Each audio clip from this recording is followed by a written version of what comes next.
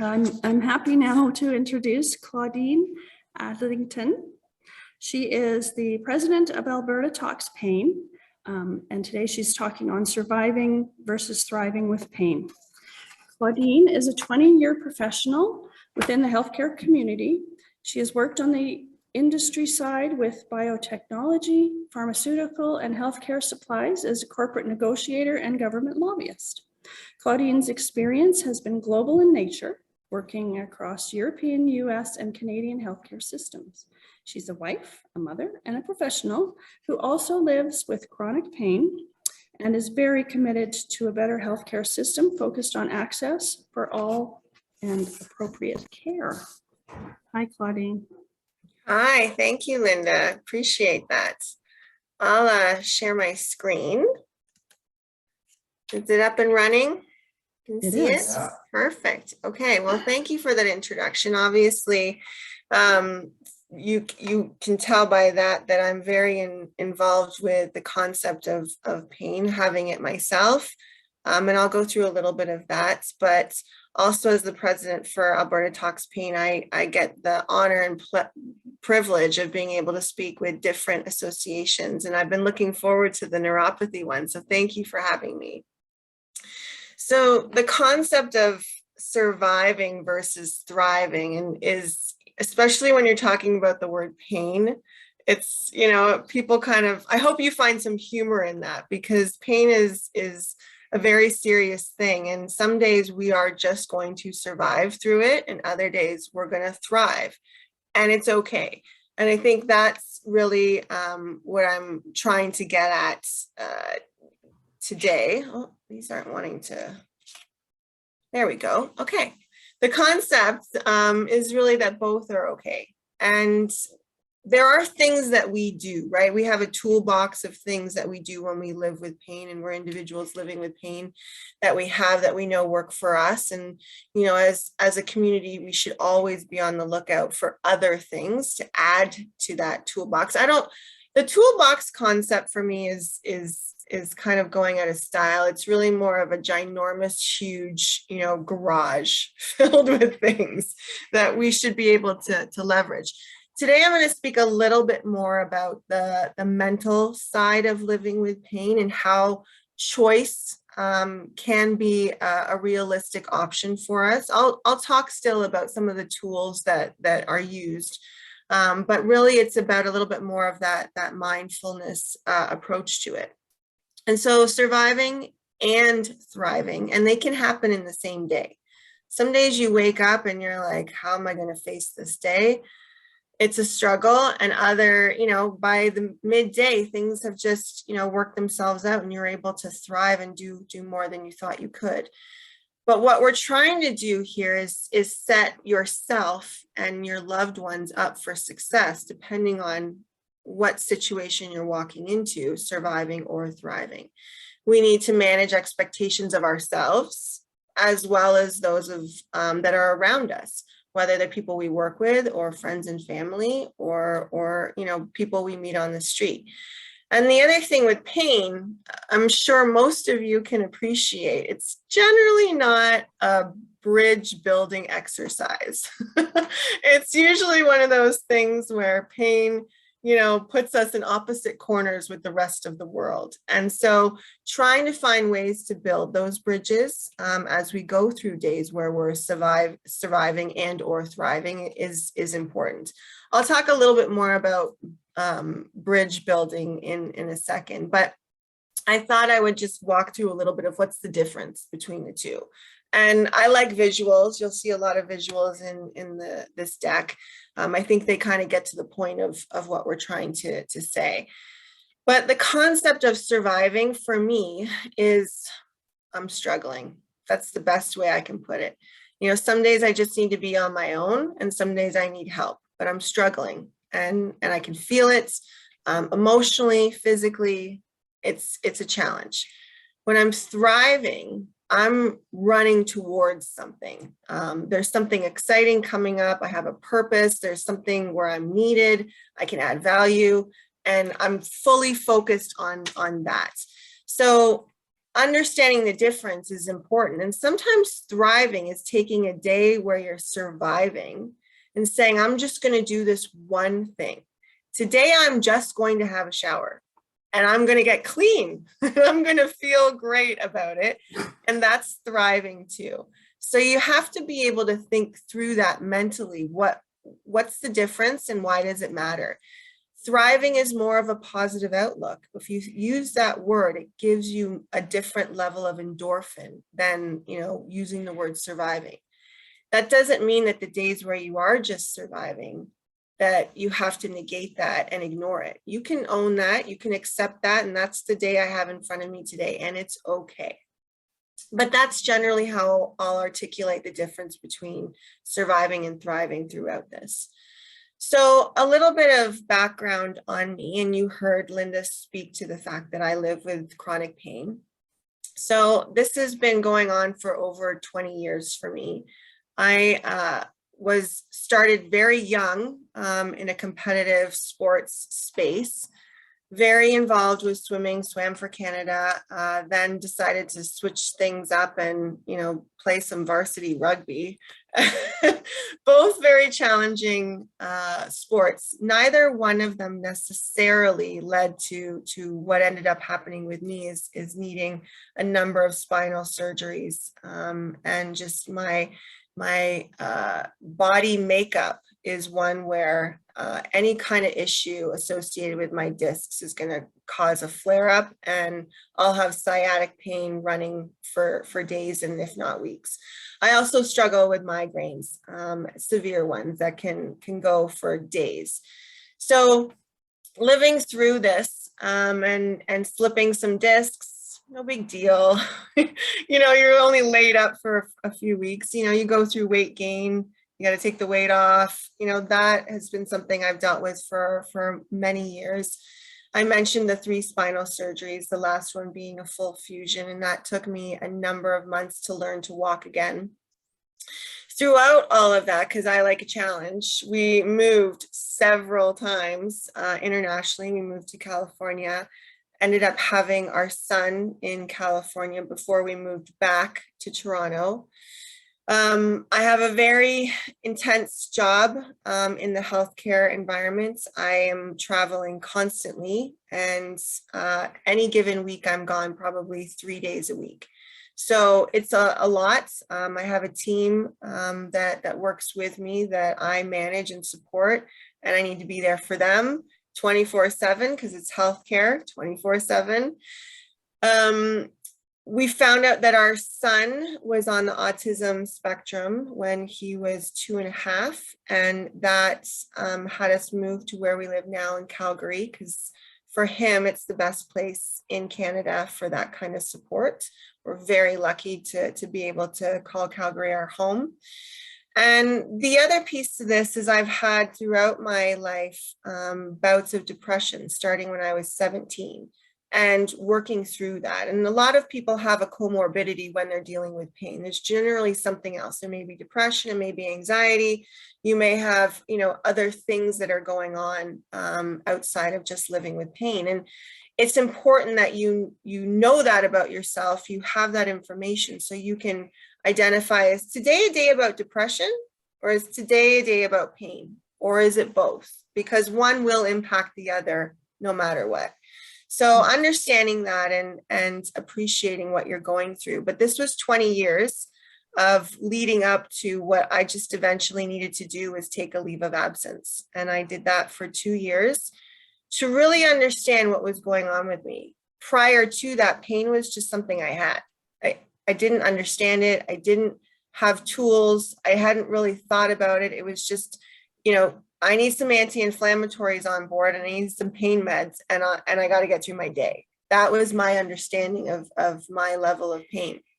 And so those 2 years, I really took the time to understand what this pain was, how I could manage it. I went through a number of courses, cognitive and dialectical behavioral therapies.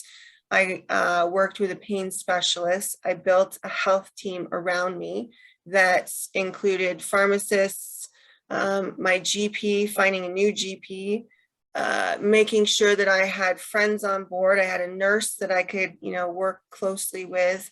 I have a physical trainer that helps me with things. I mean, it's endless, right? It's a full team, and depending on what I need that day, we have that leverage.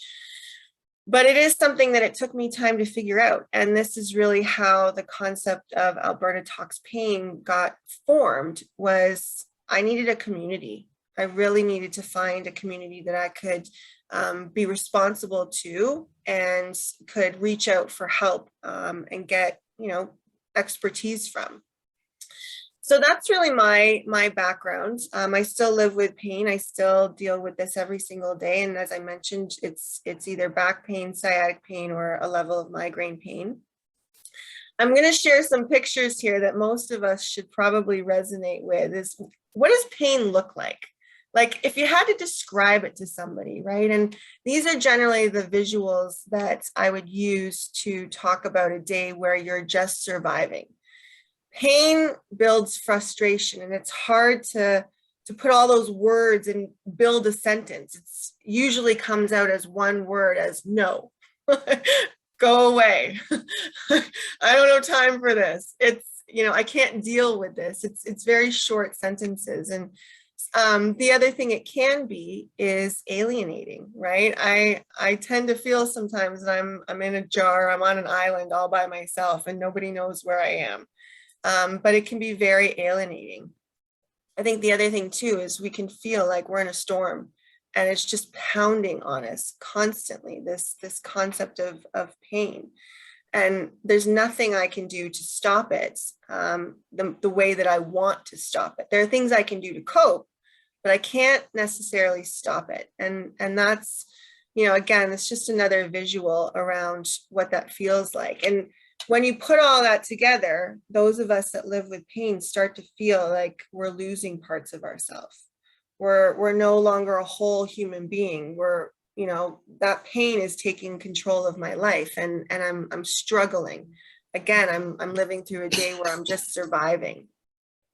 So what do we do about that? What can we do about that? And I'm sure everybody has heard of the concept of pain levels. That's nothing new. But defining your pain level in the moment is when we're talking about how do we communicate effectively with the rest of the world. Pain levels are things where we can say, look, to your partner, your spouse, I'm at a 7 today. I'm not going to be a ton of help making dinner. But what I can do is sit here with you while you make dinner and support you and talk through, right? That can be an option if they know what's going on with you, instead of them saying, why are you never helping with dinner? It's one of those things that we use to communicate. And the other piece of that is defining your pain level as a choice. If I'm sitting at a 3, okay, I have a choice when it's at a 3 as to what I can do and how I can engage. Because a 3 isn't a 7. And we all know the difference between those numbers. The other piece is accepting that number, whatever it is. I've got to radically accept that that's what I'm dealing with in the moment. When you're at a 3, you have some control. When you're at a 7, you're losing control.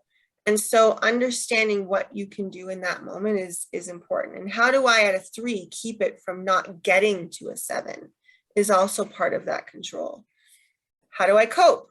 What are some things that I can do to make sure that that 3 doesn't start to escalate? And then action. We as individuals that live with pain are responsible to do something, right? It can be just a form of acceptance. It can be that I am, going to lie down and I'm not going to go get the groceries. Instead, I need to do some self-care and just relax, because that's what's going to help me be at that soccer match, at 4:00 with my son, versus I can't do that and I miss out on something that really matters to me and to him. Those are things that we need to think about, is how do we action? Because we have to figure out where we're at. Are we surviving today? Are we thriving? Or are we both?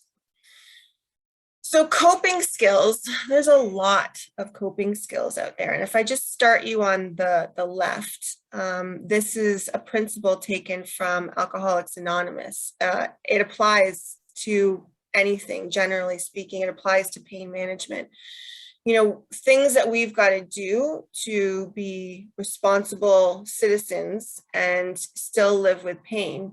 We've got to be honest about where we're at in our day. And we have to say today is a surviving day versus a thriving day. And that's okay.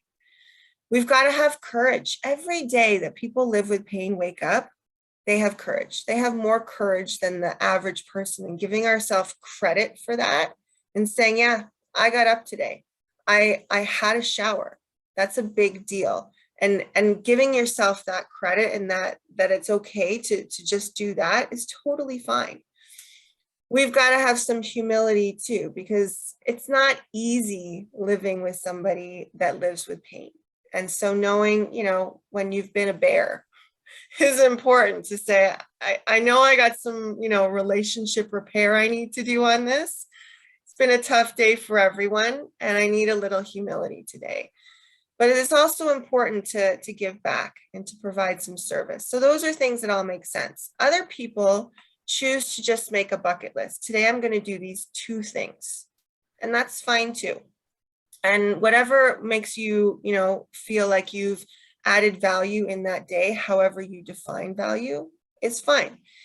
The other piece, and to me, it's really more for my style, is to take the things that are on the far right. These are more things that I learned through cognitive and dialectical behavioral therapies, is the concept of gratitude. Candor with care is one of my favorite terminologies. It's how we communicate with each other. I'm going to be candid, but I'm going to do it in an appropriate, loving way versus just being a bear.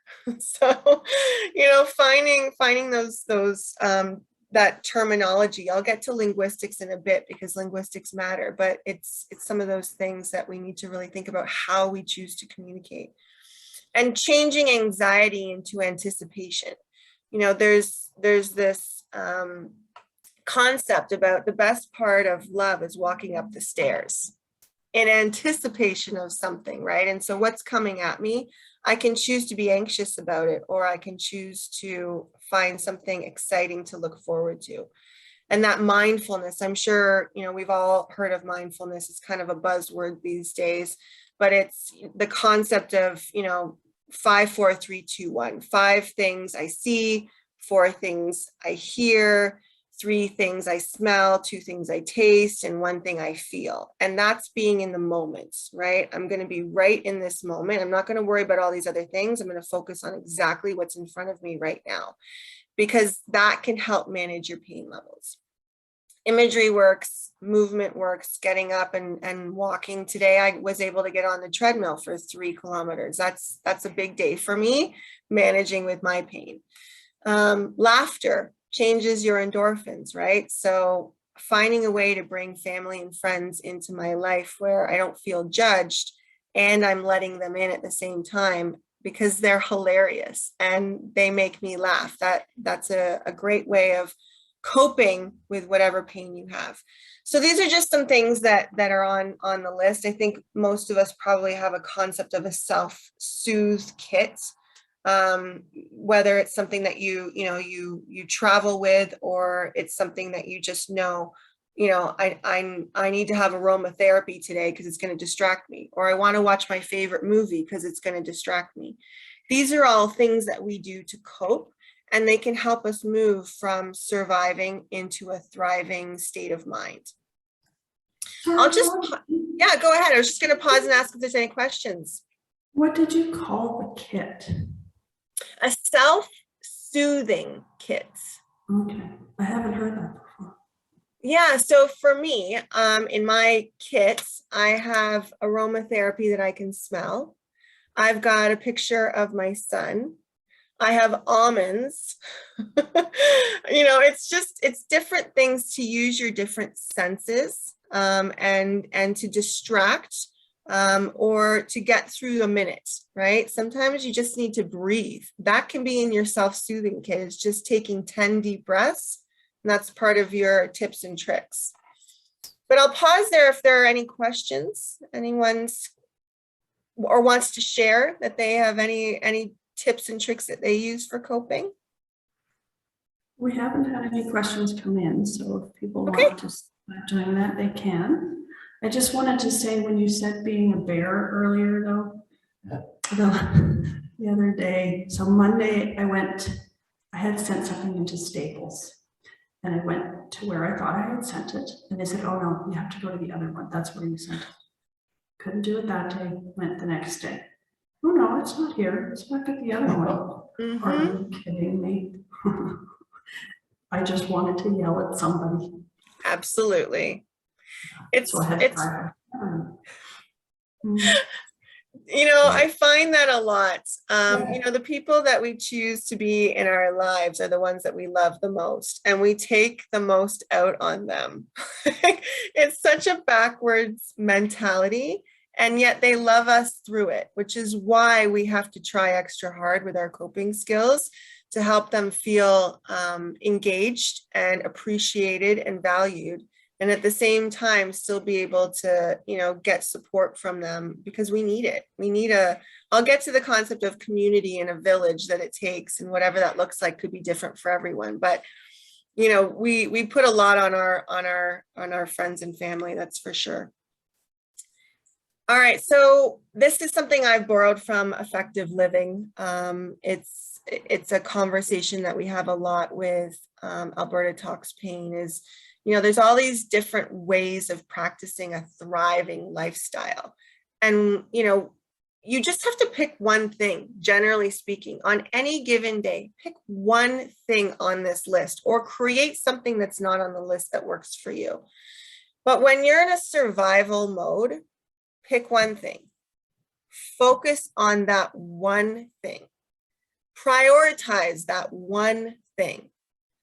Plan for that one thing, you know, but you got to execute. You got to do it, right? That's the action piece of it. One thing is all it takes to mentally be able to open your brain up enough to get enough elasticity in there to say, I achieved something. So now I'm not just surviving, now I'm thriving. I did something today. I made a difference. I got one thing done. That's okay when you live with pain. And you have to reward yourself for that.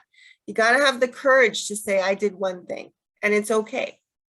We don't need all the noise of everybody else saying, oh, you have to be an overachiever and you got to do all these things. And, you know, I can't go to sleep until I've crossed 48 things off of my list. That's just not realistic for those of us that live with pain. And so giving yourself the opportunity to have a hall pass when you're just surviving is important. Just pick one thing. I think the other thing too is the concept of happiness, right? And so those of us that live with pain, generally speaking, when we're going through a flare up or we're dealing with pain, would never use the word happy to define how we're feeling in that moment. So, you know, you have to remember happiness is it's not a place. It's not somewhere you sit in and you're there indefinitely. It's a direction. I'm on my way to happy. I got one thing done. That puts a smile on my face. That smile may last for a millisecond, but that's a moment where I did something and I'm proud of myself and I'm happy because of it. And that's okay. So I think the other thing too is just to remember that pain is a journey. You all know this. This isn't anything new. And I've told you about my 20 plus years of living with it. It is a journey. And, you know, sometimes it can be a fun, you know, Thelma and Louise road trip. Other times we're stuck in traffic. We're hating it all day long. You know, we might run out of gas, literally, and, you know, we need to take a break. Sometimes we just have to change the tires and do a pit stop. Other times we're coasting through Malibu with the top down. Life is a journey. Living with pain is a journey. And the concept of moving back and forth in between surviving and thriving and both is okay. We can do that. I think the other thing too is that thriving isn't one thing. Just like your journey, right? You go through ups and downs. It's constantly changing. And so it takes a village. You know, for me, a village could be literally my 4 pillows on the bed that day, and they're giving me the most amount of support. It can be my dog that's coming to check in on me, and that's my village that day. It could be my son. It could be my spouse. It could be, my best friend calling to say, hey, I haven't heard from you in a few days, wondering how you're doing. It could be me reaching out to somebody else, right? Because I'm an active participant as well. I can't just accept help. I have to offer it too. And for me to be part of a village, I have to give back. And so how is that pain changing? It's different. It looks and feels different when you're at a pain level of 3 than when you're at a pain level of 7. So knowing that, knowing when you can give back and when you can engage community versus when you need to ask for help from community because you're at a higher level, it's important and it's okay. There are times where I'm laid up for 2 weeks and then I'm fine for 4 months. It is what it is, and we just have to be accepting of that. I'll pause there to see if there's any questions or any comments. We did have a comment from Ron. Sure. It says, my aha for today, change my have-tos to having purpose. 60 years of pain. Yeah. It's an interesting concept. I love that was an aha for him, because when you say I have to do something, it's now a chore. And I'll get to linguistics in a minute, and this is a really important one. A chore is something no one wants to do. It's oh my God, I have to tick a box. How am I going to make that make sense? But if I'm doing this, I got to go to the grocery store because I have a purpose. As a parent, I'm going to feed my child. I'm going to have that moment with them where we're going to have dinner. And I don't care if it's chicken fingers. It's a purposeful discussion that adds value to his life and to mine. And there's purpose in that. So changing the dialogue in our brain is important. And for those of you that have lived through depression, you know that we get on a bit of a diatribe and a cyclical event of negativity and negative words. And so retraining your brain to find a positive pathway, an off-ramp, if you will, is important.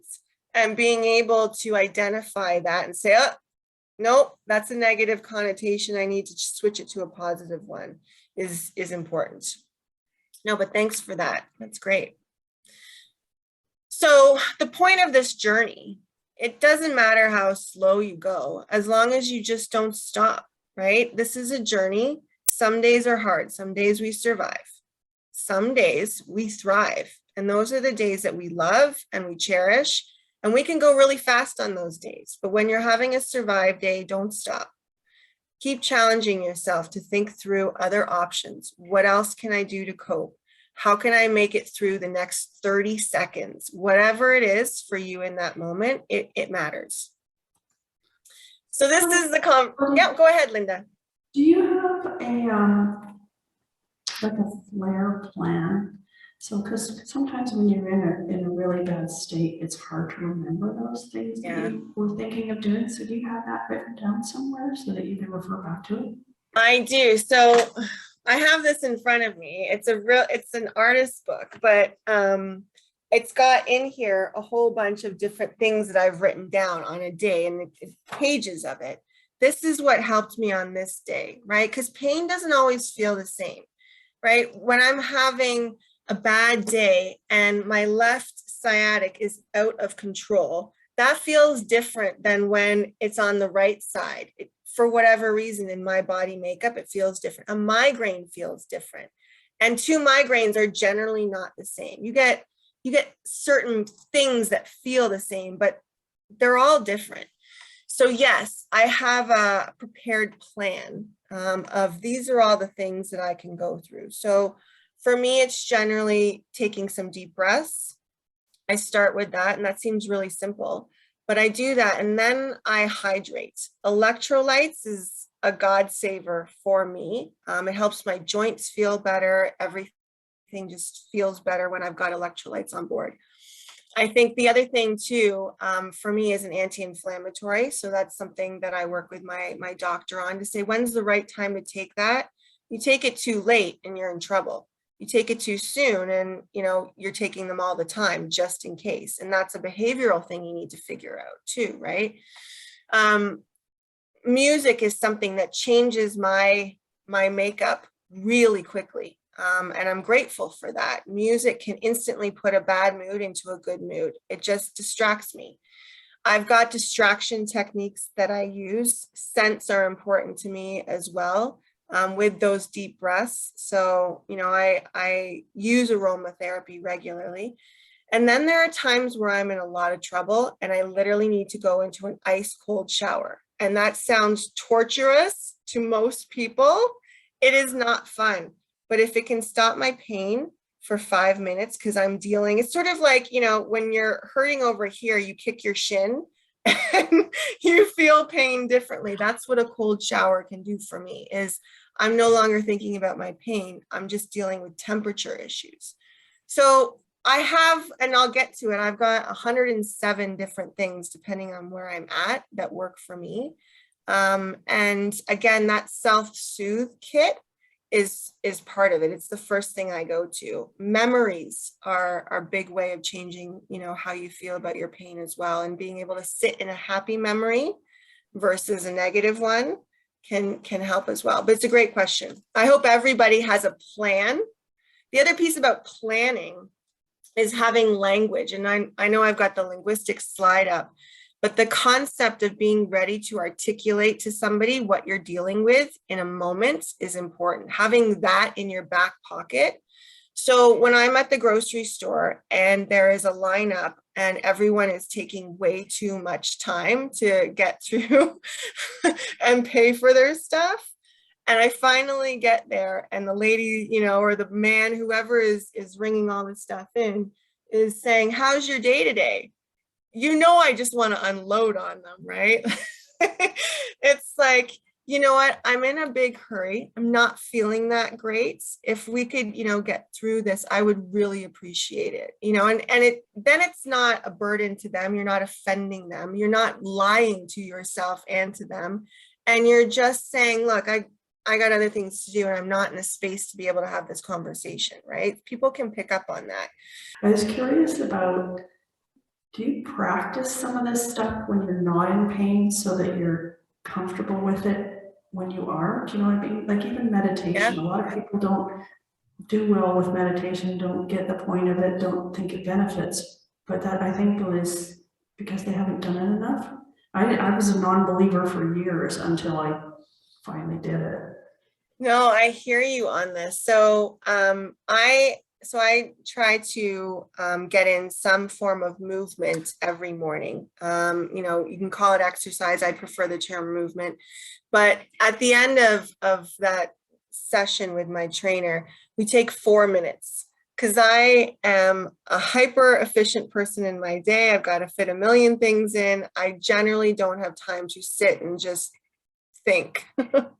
And so, to your point, my initial reaction when someone suggested that was, what a waste of time. I could be doing 5 other things with that. So we take 4 minutes. That's all it is. It's 4 minutes.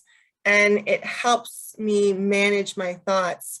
And there are tons of apps you can put on your phone for, breathing techniques, sleeping techniques, just putting you through a calmness, pick whatever you want, right? But for me, generally, I'm trying to calm my brain so I can be focused the rest of the day in those 4 minutes.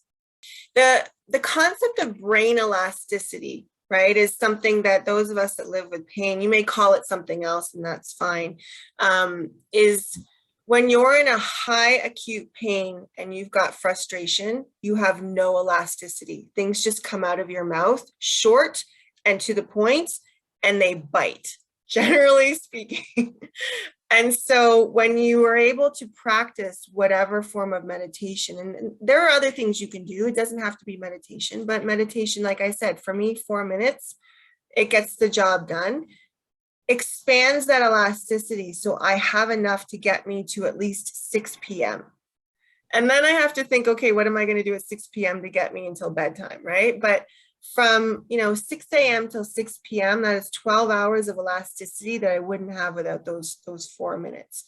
And so I'm a big proponent of that. And I think it helps your brain find other other options throughout the day without saying, go away, no, forget it, you don't understand, all of those terms that we tend to use when we're dealing with pain. Mhm. And it helps you be a little more kind to your community as well. Definitely.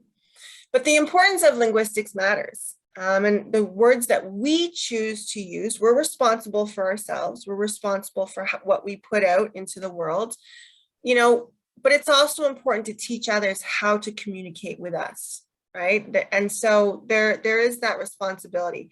I don't like the word but. I really don't like it. And I prefer the word and, because both things can be true. Someone can say something, you didn't show up today like you said you were going to, and I had a migraine and was throwing up all day. And works better in that situation versus but. But the term but means everything you just said before that, forget it, it was total crap.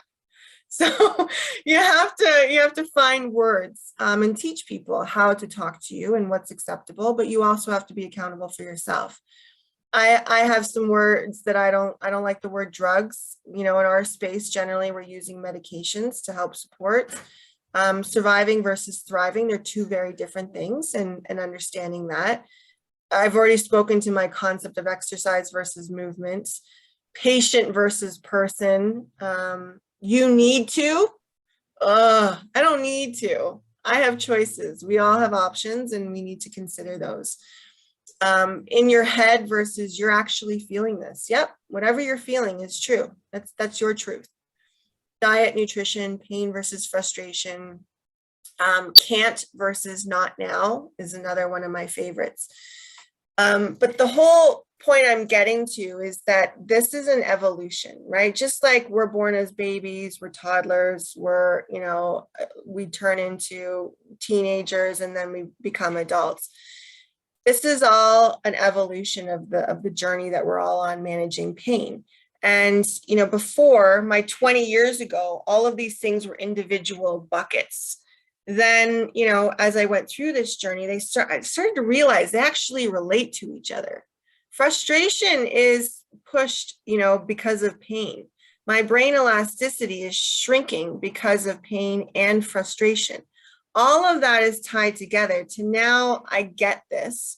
I'm a little further along after 20 years on my evolution, on my journey, to now I can see all of these are parts of me, but they make up a whole. I'm a whole person. So let's work with the whole person versus just the pain. And that's the concept that I was talking about before, about a health team and what I need. This process of re-education, depression takes a toll. You've got to find new ways of building brain pathways that are more positive.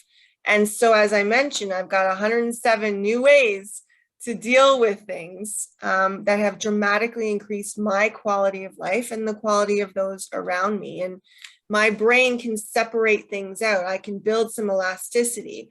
I can take a break. I can take a pause. I can rethink something. Just because I made a decision today doesn't mean it has to be the same decision for tomorrow. I can give myself purpose. I can acknowledge that I have a tremendous amount of courage to wake up and face the day today. And that on its own will increase my endorphins and help me move from a survive to thrive environment. So I think the bottom line here is, whatever your dream is, it could be literally to have a shower that day, or it could be that, you want to, be the next CEO of your company. It doesn't matter. But there's no expiration date on this. We have situations where some days we survive and some days we thrive. So give yourself credit, own it, accept it, take a deep breath, and let's get back on the horse tomorrow. That's really the goal. I always like this visual because it speaks a little to those that don't understand pain and how frustration causes things. When that dial gets turned up and the world's coming at you and, what's for dinner and have you done the laundry yet? And, can you go pick up the dry cleaning? Those all add to our frustration, and our body just gets out of sync with life, and we need to take a break. And it's okay to do that. It's okay to start again. It's okay to have a surviving day. It's fine. So we have to think about in those moments, what do we do? How do we choose our big rocks? And on the far right, you'll see in order of what my life was like, 20 years ago. Well, I wasn't a mom 20 years ago, but in terms of all the things that were going on, and you'll see that red line, and everything below it wasn't even on my radar then. I had no idea about it. I was just doing me. That's it. So really trying to build things out, I had to think about, what are my big rocks? I'm a mom first. I'm always going to need to be a mom first. And some days it's enough just to be a mom. I had to up my wife status a little bit because I realized how much I needed my spouse. So he needed to come before my career. And that was a big change that we made in order to make that happen. I need him. He is part of my village. And in order for me to get that support, I've got to give support back.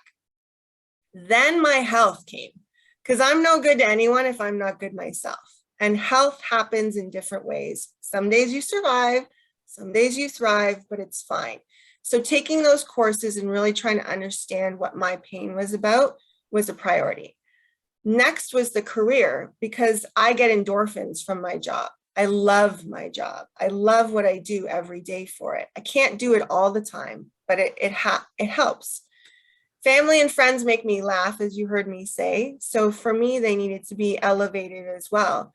And unfortunately, that means things have to fall down the list. And as much as I love to give back, philanthropy was something that I just needed to pull back a little on, like 30%. I still do it. I still love it. But it is last on the bucket list of all the things that are the big rocks for what makes sense for my life. So looking back, there's a few things that I kind of think through what were game changers for me. And we talk about this a lot at Alberta Talks Pain is, I got to be able to talk about the whole me. I'm not just pain. I'm a whole person. And so working with my health team or my therapy team to talk about what's going on in my life, because if my child is having a really big problem, that's going to impact my pain. And I need to address the issue with my child before I can get to my pain. You have to feel supported. You've got to build a network that makes sense for you. I don't want to be left alone. For me, that doesn't make sense. I tend to go into a cloud of depression the more I'm left alone. So I need people to help check in on me, and I need to check in on them. I have to be responsible and a part of that relationship. I have to be able to challenge and accept challenge. Those of us that live in pain do not like to be challenged. We just want to tell the world what's going on and have them get it and understand it like that. We have to be able to accept challenge and say, you know what, maybe going for a walk today is going to be okay. We'll just go get the mail. We'll take it as slow as we need to, and it's okay. Have to feel heard. I think we all feel that as human beings.